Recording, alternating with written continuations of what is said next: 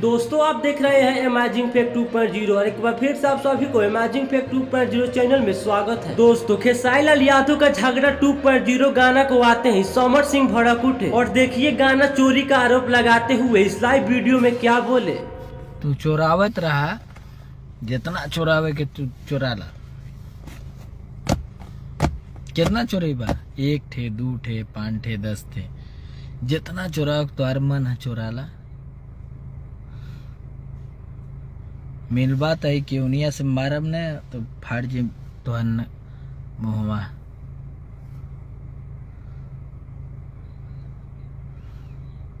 यो बता दे तू के इतना अपने माइंड में रख लिए कि हम पागल आदमी हैं।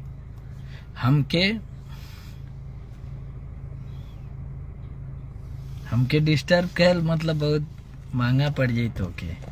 तो दोस्तों आप इनके बारे में क्या कहना चाहते हैं नीचे कमेंट करके जरूर बताइएगा। और अगर आप भी ट्रेंडिंग स्टार खेसारी लाल यादव जी का फैन है तो वीडियो को एक लाइक करके चैनल को सब्सक्राइब जरूर कर लीजिएगा। मिलते हैं फिर से अगले वीडियो में, तब तक के लिए जय हिंद जय भारत।